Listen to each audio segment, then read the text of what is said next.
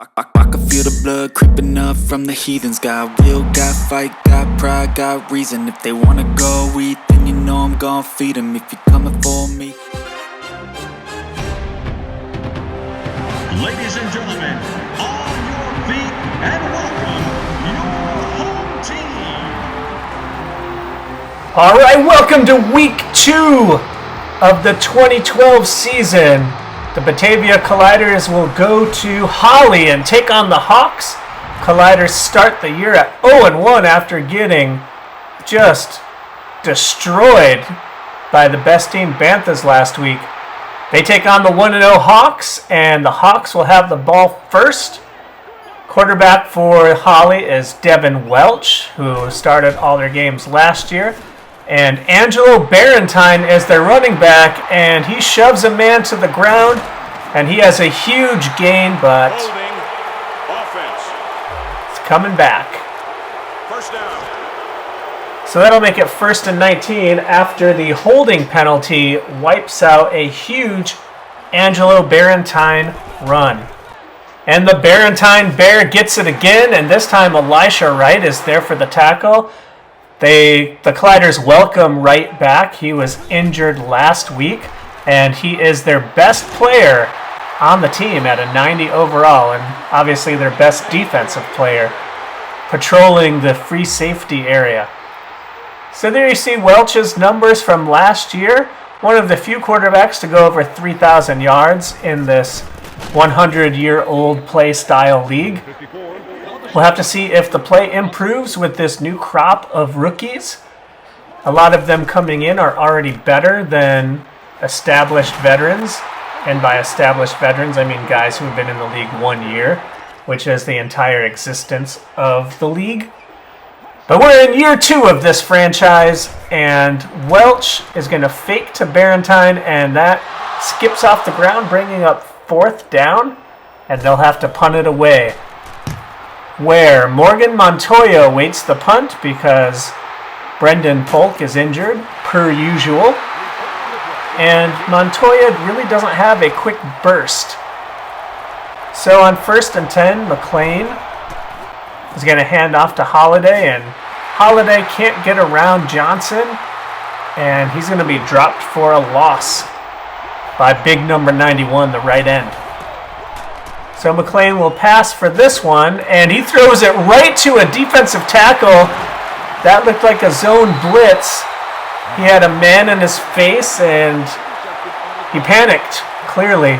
And defensive tackle can't believe it. Big smile on the big man's face. So here's the pressure as 93 gets around 2 guys easily, and McLain just has to throw it up and throws it right into the waiting paws of Grice, the defensive tackle. And now the Holley Hawks are in business. Pass over the middle to Johnson is caught, and that'll make it 1st and 10 from the 12. And there we have Sherman Mosley with a nice tackle. Stops him for a 2-yard gain. And Batavia struggling out of the gates this season. But there's a nice tackle by Tyree Anderson. And he's helped out there at the end by Jaquez Price. And that'll make it 3rd and 9. Perhaps they can get a stop here and salvage the turnover. Ball's up, and Tyree Anderson is on the case. Angelo Barentine catches it, but he's short. And Brendan Seacrest, who I can only imagine is Ryan's nephew, kicks it through, and it's 3-0 Holley Hawks. Morgan Montoya back to receive this kick, and he lumbers his way forward, sheds a tackle briefly. And let's see if McLain can protect the ball this time. Handoff goes to Holiday, and he's got some room up the middle, a 5-yard gain. And that takes us to the end of the first quarter already. So after 1, the Holley Hawks are up 3-0, and Batavia will try to put together a drive here. Here's another handoff to Holiday, looking for room, and he gets close to 1st down yardage. And here's the play fake, which obviously is an invitation for an insta-sack. That's Sean Cobb, one of the rookies drafted by Holley this year. And he's a good one. And so they'll have to punt it away, and one of these days, Coach Amari Jenkins will learn not to call a play-action pass on third down. So the Holley Hawks have the ball at midfield, close to it anyway. And Devin Welch is back to pass, and he's under pressure, and he's finally sacked by Jamel Walker, but Preston Mahan was in there causing mayhem as well. Welch had nowhere to go. So there's Mahan avoiding a block, and everyone's crashing down on that one, including number 93. All right, so that'll make it 2nd and 20. And Devin Welch changing the play. Lots of time in the pocket, and he finds Taylor for a first, or not a first down, but a big gain. That'll make it 3rd and 7. Forgot about the 2nd and 20 on that sack. The 50-yard line looked like the first down marker on this broadcast. And Taylor gets it again, converting the first down. So when in a bind, Devin Welch finds Taylor, and that's not a bad idea. So 1st and 10, here's a pitch to Barentine, and Wright and Centennial Cheeseborough both bounce off of him before Tyree Anderson, who's having himself a nice little game, finally brings him down. Taylor in motion. Here's a handoff to Barentine, and that's Preston Mahan in there for the tackle. And that'll make it 3rd and 3. Can they stop them this time? Elijah Wright and Preston Mahan are deep. Ball's up to Causey, one of the rookies. And he's got it. DeMarcus Coleman on the tackle. And 5 completed passes in a row includes 2 third down conversions as Holley Hawks are on the move. But that time, Sean Arnold, who was in on that big sack bonanza earlier, stops him for a loss on the screen pass. Devin Welch back to pass, and he's got Dixon over the middle. Sherman Mosley is there for the tackle.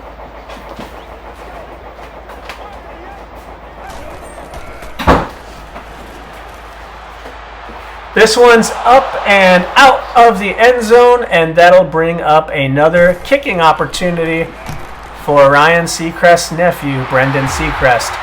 And he puts that one through, and it's 6-0 Holley Hawks. So Batavia hanging around in this one with 55 seconds left in the first half. They were able to tighten up the defense just when they had to, twice now. And so it could be a lot worse. McLain throwing this one way over the head of his new tight end, Ron Lewis, out of Missouri. And that'll make it 2nd and 10. McLain. This one's off the mark again for Lewis.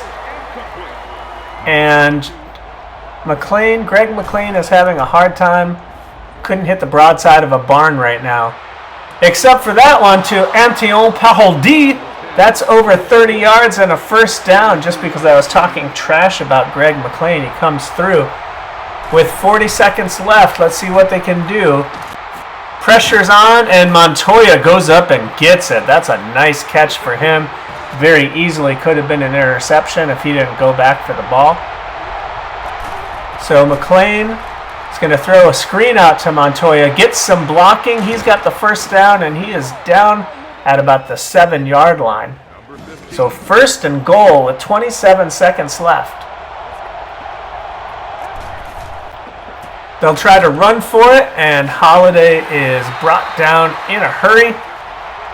And so with 11 seconds, 10 seconds, they'll go for it. McLain passes over the middle to Montoya. Touchdown, Batavia Colliders. The rookie, Morgan Montoya, has another touchdown reception. He had one last week as well. Fights off of the jam, gets open, takes the hit and holds the ball, and your Batavia Colliders have an opportunity to take the lead before half, and they do. So they were outmatched for the entire first half, and yet they're going to come away with a lead. Let's see if they can hold for 7 seconds, if they can hold the Holley Hawks. Andy Gary kicks this one off into the end zone. Barentine in the backfield. Let's see what Devin Welch does. They've got all 3 timeouts. He'll just hand this one off and wait for the half. And tackle is made by Elisha Wright. And we head to halftime with the Batavia Colliders holding a 1-point advantage, 7-6, over these Holley Hawks.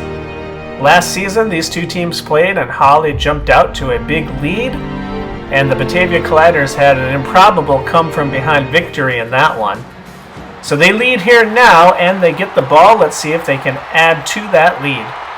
Morgan Montoya on the return, lumbering, and injured. So hopefully that is something minor, because we've already got Melquan Potts on the shelf. We've already got Polk on the shelf. We can't afford to lose any more receivers. There's a nice catch by Parodi, who goes out and gets it in front of the defender. And Antoine Parodi is really stepping up in this one. McLain to pass, and he is sacked. Not getting a lot of time back there, but also has a slow release. And they'll try a draw play to Holiday, and he gets a couple, maybe call it 3, before Daniel Mervos, the middle linebacker, tackles him. And now McLain operates out of the gun. He's under pressure. He throws it out, and it's intercepted by Takoy Kirkwood. He's going to go all the way for the pick 6. That is a pick 6 in 2 straight games for the Batavia Colliders. They are struggling at the start of this season. So again, there is a big problem with the offensive line and with pass protection. That defensive tackle makes quick work of the center, and McLain's just trying to dump it off to Foreman, the running back, and instead he throws it right into the loving arms of yet another defender. And so, to go up by 7, they're going to go for 2. Man in motion. And Devin Welch is going to throw for it. He's got a man, but Taylor is separated from the ball on the big hit. So they will only come away with 6.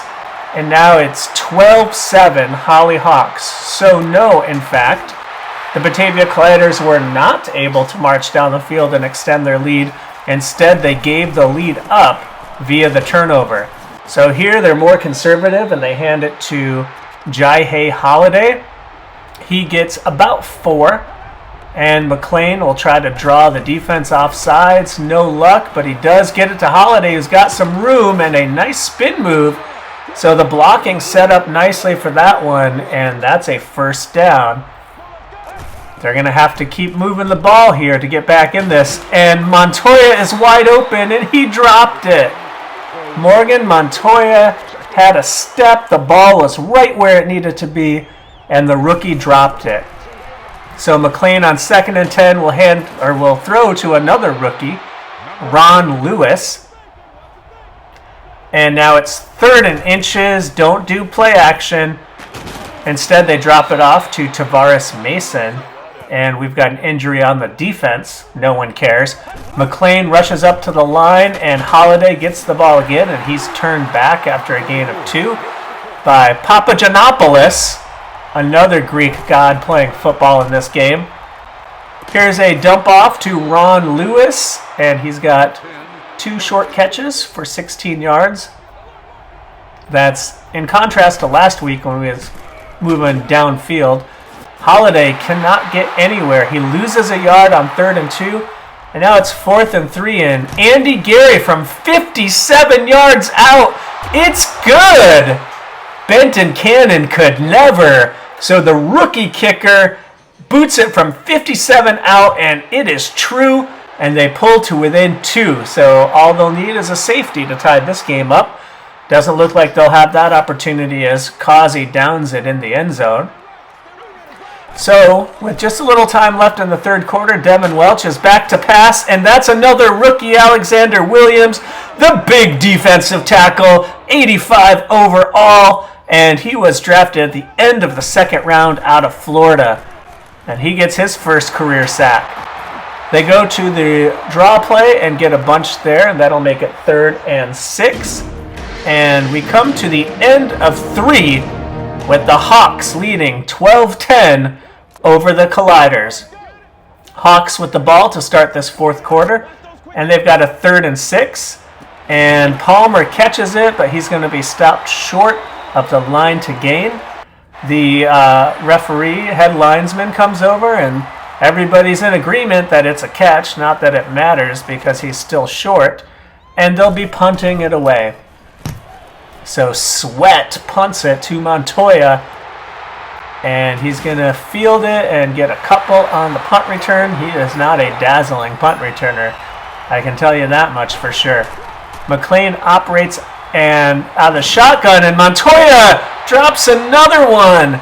He had a step on his man. McLain threw it up for him. He had his hands on it, and that would have been a huge gain, but he cannot control the catch all the way through to the ground. So 2 straight drops for Morgan Montoya, and McLain has got to be looking elsewhere. He goes to the running back Holiday, and he picks up about 4, and that'll make it 3rd and 6. McLain looking to change the play, doesn't like the defensive alignment. And now his men are in motion. McLain will operate out of the shotgun here. And under pressure as usual, and he throws this one up, and it is batted down. And Brennan Vaughn has to come in to punt again, but he's going to call timeout. They've changed their mind. They're going to go for it on 4th and 6. And McLain's throwing it across. He's got Antion Parodi, who comes through on 4th down. The Frenchman, Antion Parodi, coming through on a clutch 4th down. And now they've got another set of downs, and Holiday has nowhere to go. Not with Papagiannopoulos on the scene. Papagiannopoulos on the prowl. McLain back to pass. He's got Tavares Mason, who drops it. These receivers have a case of the dropsies, and anytime something good's about to happen, they just let it go through their hands. Here's Brad Gillespie, who gets to the 50-yard line on a 5-yard catch, and it's 4th and 9. Can they convert another 4th down from midfield? And it is! It's Parodi! Antion Parodi with 2 clutch 4th down conversions. And the Batavia Colliders are moving the ball.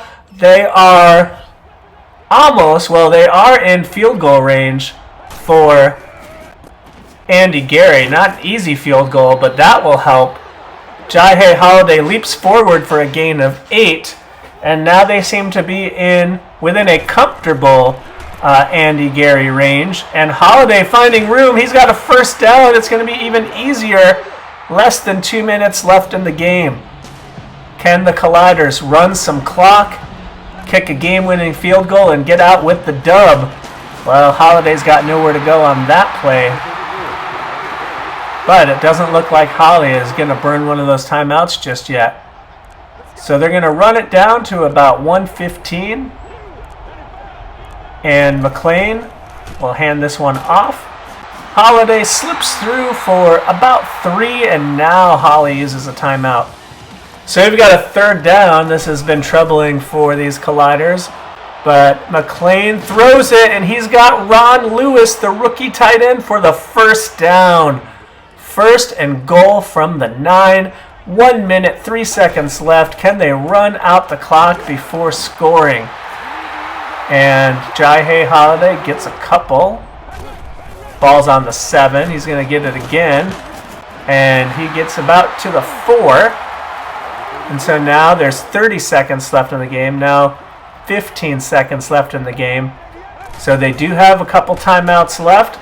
But they're going to run it in. Touchdown, Jai Holiday. They could have settled for 3, but they get 6 instead. And with 10 seconds left, it'll be up to the defense to hold them. So Holiday decides he's going to score, and Andy Gary on for the extra point. Doesn't make sense to go for 2 because touchdown would still beat him anyway. So Jai Holiday ends up with a touchdown on 52 yards for the day. Andy Gary is going to kick this one off, and it's a booming kick all the way into the end zone. And so 1 second ticks off the clock, and there's 9 seconds left. Can they go 80 yards in 9 seconds with no timeouts? Welch throws it up. There's 2 men there, and that one is batted down, almost picked up off the ricochet by Dixon, but he can't get to it. And there's still a second left on the clock, so they'll have one more try. And Devin Welch lofts this one into a bigger crowd than last time, and that one is batted down. And that'll be the game, folks. So converting 2 fourth downs to Antillon Parodi is so clutch on their final drive, and it allows them to come away with the win, 17-12. So a nice bounce back victory on the road after getting embarrassed in their own home stadium. McLain struggled with 2 interceptions, struggled really with pressure, so a little bit of happy feet there. Antillon Parodi came through in a big way. Montoya didn't do anything in the second half except drop a couple passes. And Tavares Mason also dropped a long one. So on the defensive side, Tyree Anderson was active early, 2 tackles behind the line for the right outside linebacker. And we also had a couple of sacks on the game. Alexander Williams gets his first career sack, and Jamel Walker adds another one to his resume. A couple passes defended there at the end. Coleman and McBride get credit for that. Andy Gary hit a 57-yard field goal, the rookie showing that he's got the leg to play in this league. So a great win for the Batavia Colliders. They're going to even up their record at 1-1. Leave a comment below. Click like, click subscribe. Doing those things makes you a cool person, and we both know you're cool, but you got to prove it. All right, have a great day, everyone.